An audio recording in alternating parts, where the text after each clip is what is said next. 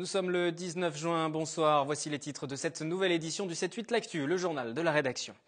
À plaisir, dans le quartier du Valibou, les relations entre le bailleur social Lopivois et les locataires restent difficiles. Après des travaux de rénovation au point mort, c'est cette fois-ci le possible retrait d'un local pour une association qui suscite une vague de contestation. Le bac 2014 se poursuit. Nous irons une nouvelle fois voir comment Colline Reynaud, élève en terminale ES au lycée Hoche, vit cette période. Elle vient de passer aujourd'hui l'une de ses plus importantes matières en termes de coefficients. Et puis nous parlerons aussi ce soir de ces lycéens étrangers qui ne passent pas forcément le bac, mais qui viennent étudier une année en France. Ils viennent des 5 continents et vivent cette expérience grâce à l'association AFS. En plateau, membres de l'association, familles d'accueil et étudiants. On débute ce journal à Elancourt suite à la réunion avec les directeurs d'école. Ce lundi, le maire UMP de la ville, Jean-Michel Fourgouze, donnait une conférence de presse hier soir, mercredi, à l'hôtel de ville pour faire le point sur les projets de dispositifs en place à la rentrée prochaine pour les nouveaux rythmes scolaires. La proposition initiale de l'équipe municipale a été révisée. Le projet final, qui doit encore être entériné par l'académie, va finalement dans le sens des enseignants mobilisés ces derniers jours. La journée s'arrêterait à 16h, lundi, mardi, jeudi, vendredi. La pause méridienne serait de 2 heures. Le mercredi, les cours seraient dispensés de 8h30 à 11h30. Mais les enseignants, comme les parents d'élèves, ne sont pas pleinement satisfaits concernant les temps d'activité périscolaire. La FCPE, par exemple, réclame une période continue de 45 minutes ou 2 modules de 1h30 par semaine, là où Jean-Michel Fourgouze a annoncé des temps de TAP de seulement 30 minutes entre 16h et 16h30. Il entend également que les professeurs se proposent pour encadrer ces périodes, même si cela va coûter plus cher à la commune. On peut faire soit des cours de jeux d'échecs, puisque c'est qu'on a la Fédération nationale des jeux d'échecs ici, et que déjà les enfants sont formés, ou bien jouer avec des contenus numériques riches, innovants, surtout avec leur tablette, ou bien faire des cours d'anglais, ou bien, dans certains cas, en fait, prolonger le cours du prof, si les profs, bien sûr, sont intéressés. Cette application des nouveaux rythmes scolaires coûterait à la ville environ 500 000 €. Selon le maire, pour absorber cette nouvelle dépense, la commune pourrait créer un nouvel impôt. De leur côté, les enseignants et les parents d'élèves manifestent ce jeudi soir, devant l'hôtel de ville pour obtenir des ajustements. Vous les entendrez demain dans une nouvelle édition du 7-8 L'Actu. Éducation toujours, et nous poursuivons l'avancée du baccalauréat avec Colline. Ce matin, la jeune fille que nous avions déjà suivie cette semaine a passé l'épreuve d'économie, sans doute la plus attendue pour elle. Coefficient 9, c'est la matière la plus importante pour les terminales ES. Nous l'avons donc suivie dans cette épreuve. Un reportage de Mathilde Caberne et d'Élodie Moine. 7h35, les lycéens passent leur 4e journée du bac. Littérature pour la série L, maths en S et enfin économie en ES. Je stresse. Pour Colline, c'est les sciences économiques et sociales, avec pour spécialité l'économie approfondie. L'épreuve est importante pour la jeune fille. Elle dure 5 heures. Le stress se fait sentir et les pronostics vont bon train. J'ai regardé les prévisions. Normalement, c'est censé être le développement durable en dissertation, mais je suis pas vraiment au taquet là-dessus.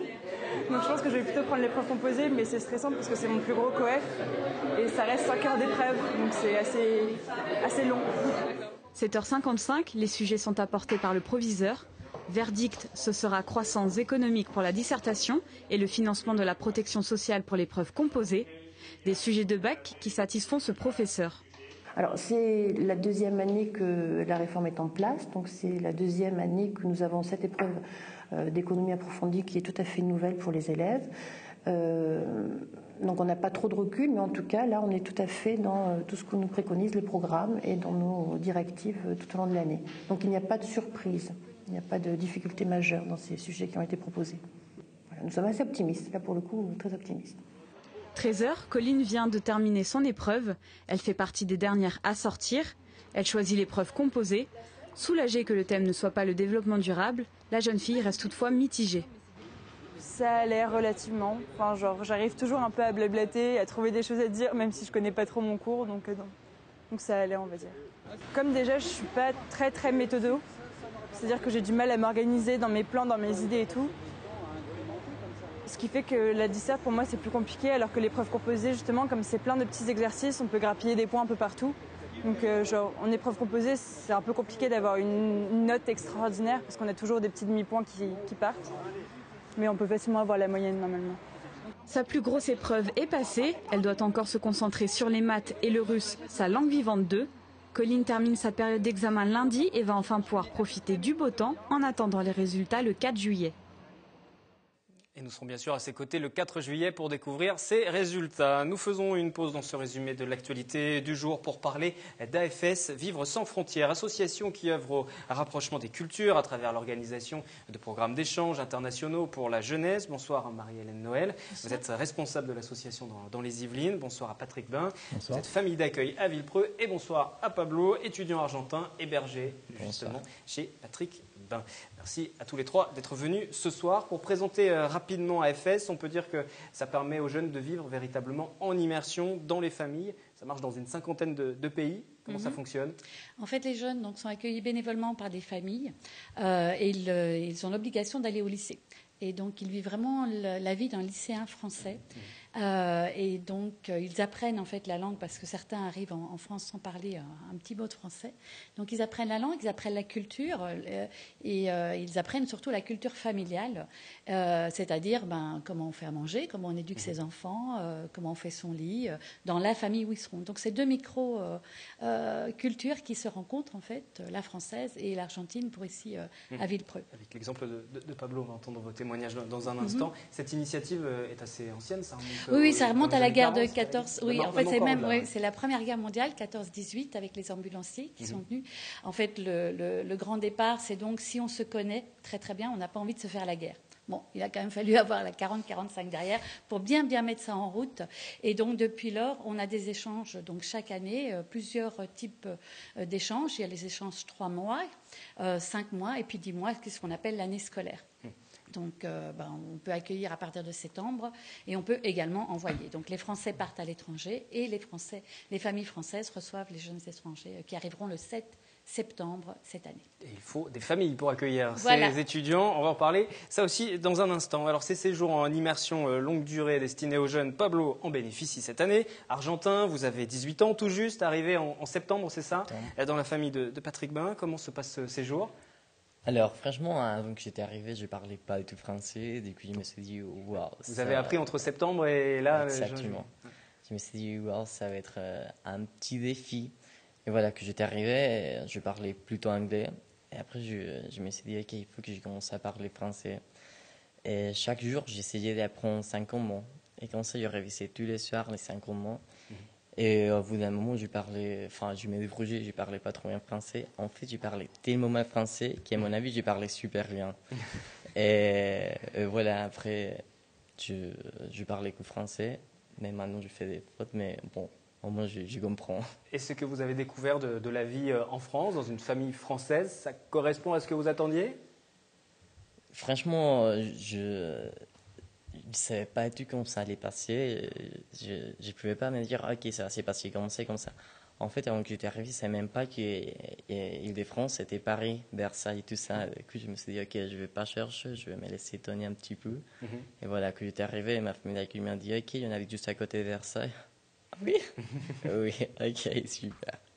Et vous avez pu découvrir tout ça vraiment en immersion avec la famille. Pourquoi vous avez fait ce choix? Comment vous avez connu le réseau AFS? Comment ça s'est mis en place depuis l'Argentine? Alors, ça fait longtemps que je connais AFS, ça fait 4 ans, parce qu'il y avait une copine à moi qui était partie dans les États-Unis.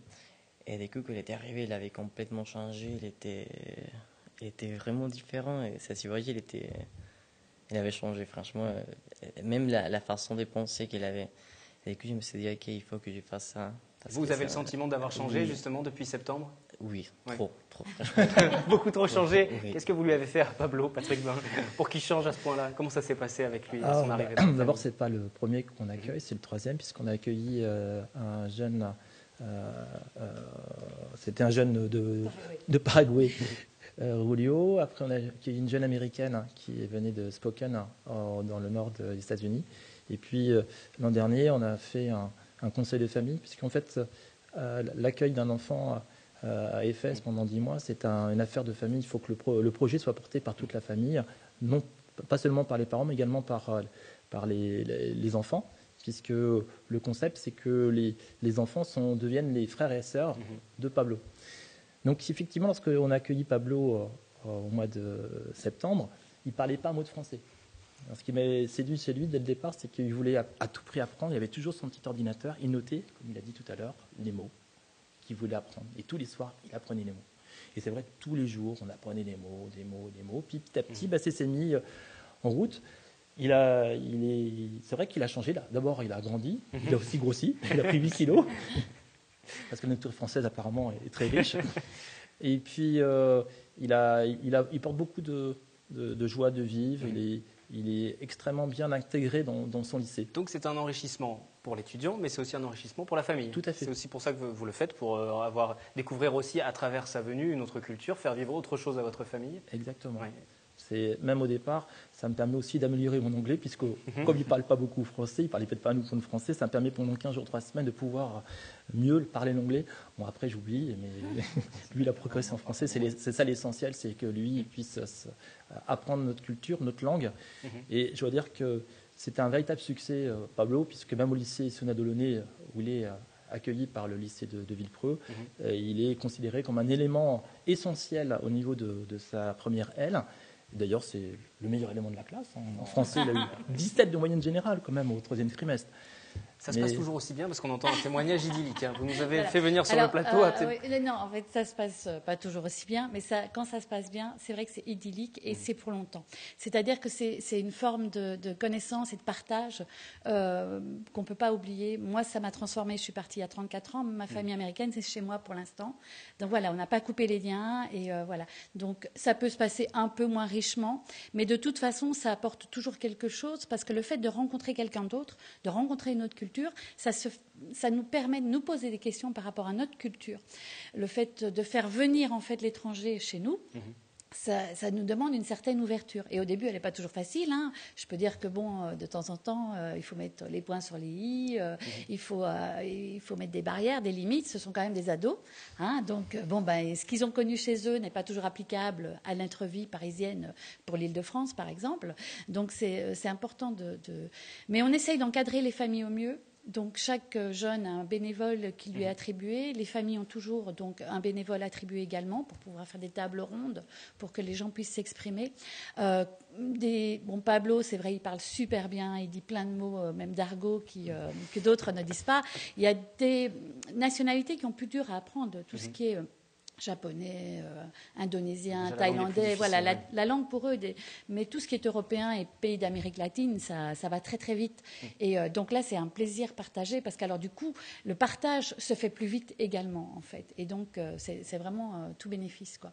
On va juste faire une parenthèse avant de reprendre la discussion autour de cette table avec notre question du jour, notre micro-trottoir. Aujourd'hui, nous sommes allés vous demander si vous aviez déjà fait des études à l'étranger. Est-ce que vous aviez tiré de cette expérience? On vous écoute. J'ai étudié en effet à l'étranger en Angleterre, à Leicester, donc c'est dans le centre de l'Angleterre. Et c'était une expérience très constructive, c'était très intéressant d'être confronté à une autre culture.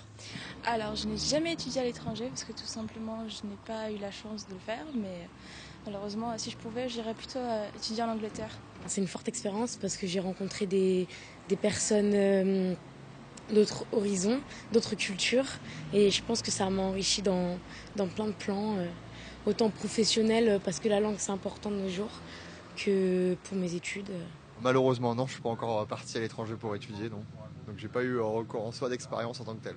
Mais j'espère pendant mes études pouvoir avoir l'occasion d'y aller. L'expérience à l'étranger, c'est super parce qu'on peut connaître des amis dans tout le monde et en plus on peut étudier une autre langue, c'est super cool pour notre développement culturel. Les étudiants qui sont contents de venir en France et les étudiants français qui sont contents de partir à l'étranger. Pour revenir au dispositif AFS que vous représentez ce soir, comment ça se passe pour les familles? Elles sont rémunérées? Vous êtes rémunérés pour accueillir les enfants? Nous sommes bénévoles, comme Marie-Hélène. C'est-à-dire que c'est un choix de vie d'accueillir un enfant venant de l'étranger. C'est la 3e fois, sûrement la 4e fois. Au mois d'août, on est en train justement de déterminer un plan d'action avec toute la famille Bain. Non, on est bénévole. C'est une bouche supplémentaire, mais peu importe. L'enrichissement culturel est suffisant. Voilà. En fait, c'est surtout c'est un enrichissement pour tous les membres de la famille, et notamment pour nos enfants, parce que ça leur permet d'avoir un autre frère et sœur. Ils sont 3, et la 4e, parce qu'ils considèrent Pablo comme leur frère, et inversement. Il y a vraiment une relation forte entre eux. Donc vous allez les accueillir après Oh, on a intérêt, on va aller faire un tour. Ah, bah voilà, donc finalement, il est là l'enrichissement. Vous allez pouvoir partir en vacances dans le monde entier bientôt. Ah, mais nous gardons contact avec nos enfants AFS que nous avons eus. On en a 3, non Rolio, Lorraine, on est souvent en contact par Skype avec elle. Et puis logiquement, Lorraine, l'année prochaine, revient en France en 2015, puisqu'elle va faire des études en France. Et donc, on lui a proposé de l'accueillir pour faire ses études en France, puisqu'on la connaît, elle nous connaît. Et pour elle, ce sera beaucoup plus facile. Et pour vous, Pablo, vous avez déjà envie de repartir dans une autre famille aussi, de continuer l'expérience ailleurs aussi?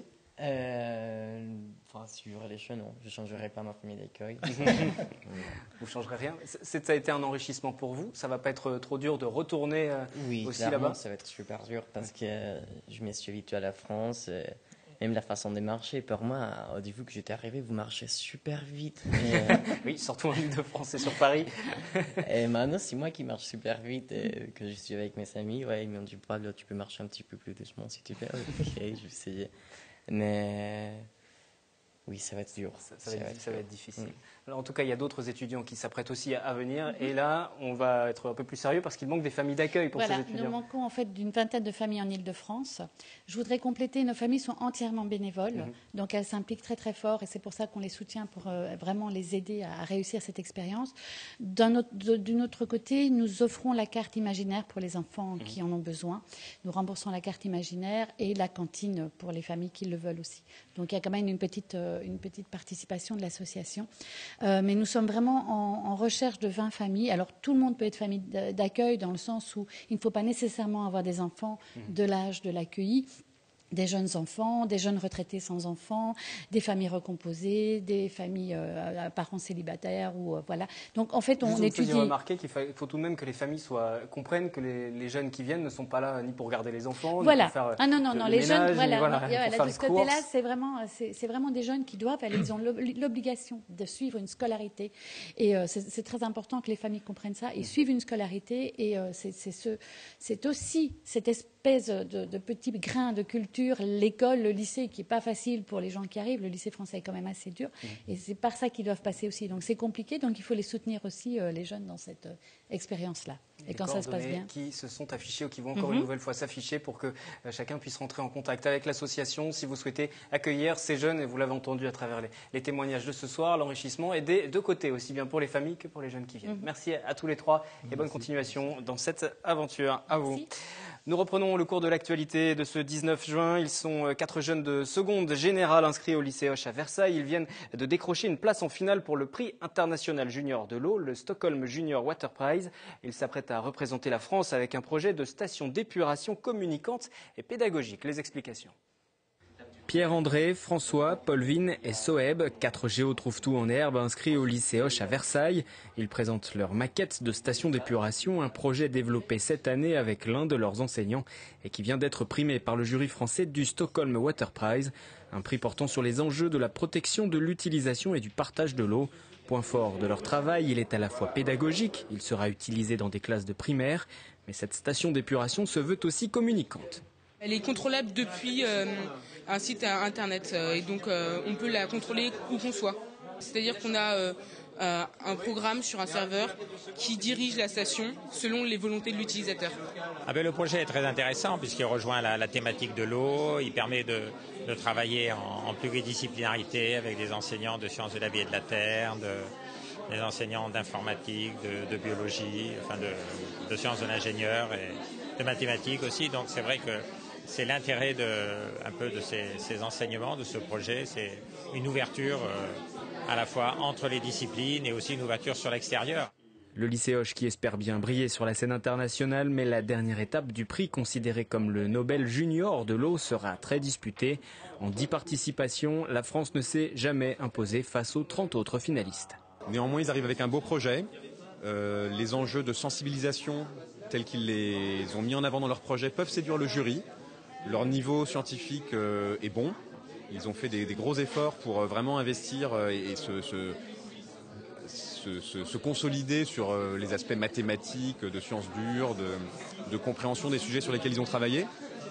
Moi j'ai envie de dire qu'ils ont toute leur chance. Je leur souhaite en tout cas de remporter ce prix.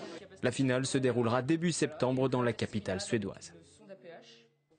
Journée mondiale de la drépanocytose en ce 19 juin. Cette maladie génétique du sang qui touche plus particulièrement les populations du continent africain. Elle occupe le 4e rang des priorités de santé publique pour l'OMS. Plus de 50 millions de personnes sont atteintes. L'association DrépEnfants 78 intervient auprès des plus jeunes malades. Elle a été fondée à l'hôpital de jour pédiatrique de Poissy-Saint-Germain. Ses responsables entendent simplement de lutter contre l'isolement, d'alléger la souffrance en s'ouvrant à l'extérieur à travers des visites culturelles ou encore des séjours à la mer.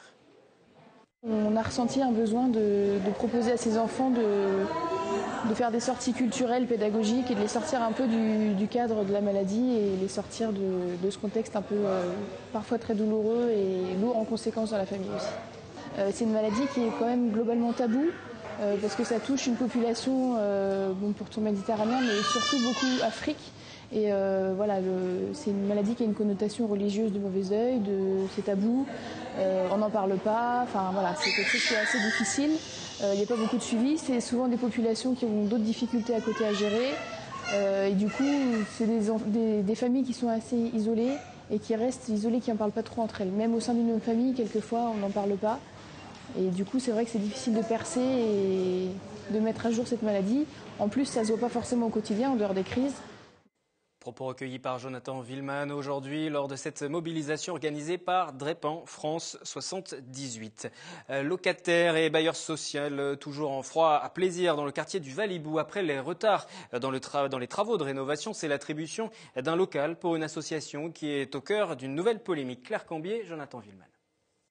Au quartier du Valibou, les relations entre le bailleur social Lopivois et les habitants ne sont pas toujours faciles.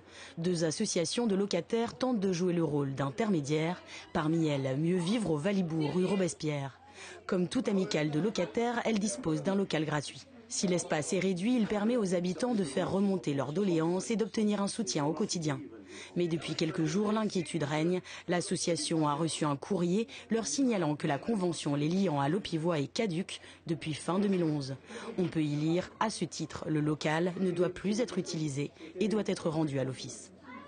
Le bailleur il me demande de quitter le local. Je veux savoir pourquoi. Nous, les locataires, les 4800 locataires, on pose la question pourquoi. Contacté par notre rédaction, Lopivois a indiqué que des justificatifs prouvant que l'association était enregistrée en préfecture leur manquaient. Or, c'est ce statut qui délivre le droit à un local. Mais depuis l'envoi de leur courrier, des premiers éléments leur seraient parvenus. Le bailleur social estime donc que la solution devrait se résoudre rapidement et que Mieux Vivre au Valibou devrait pouvoir continuer à bénéficier de ce local. Les adhérents espèrent un dénouement rapide. C'est la seule association qui laisse parler les habitants de ce quartier, que ce soit au niveau de la sécurité, au niveau des loyers, les insatisfactions que Lopivois ne peut pas écouter. C'est M. Kachan qui transmet le message. J'ai su écrire des lettres de motivation, des CV et tout, j'ai appris beaucoup de choses. Autre inquiétude des habitants, le retard dans la rénovation du deuxième secteur. Le bailleur social annonce un début des travaux en décembre 2014.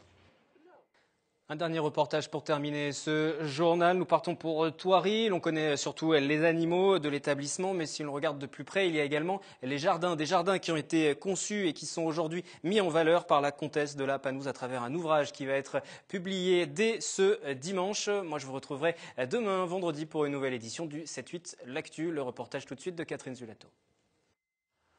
Si le comte de la Panouse a donné à Thoiry ses animaux, Annabelle, elle, lui a offert ses jardins. Dans cette roseraie, elle connaît chacun des 300 pieds qui y sont semés, des roses anciennes qui poussent en liberté. C'est les couleurs, c'est la velouté de pétales, c'est la variété de formes et la variété de parfums. Vous savez, il y a même les roses qui sentent l'anis et qui ne sont pas les roses de tout. les notes d'orange, de tas de choses. Un peu plus loin, on découvre un labyrinthe planté il y a 20 ans. Avec humour, elle commande son attachement pour cette forme de jardin. J'ai toujours rêvé de labyrinthe. J'adore faire tourner en rond les gens.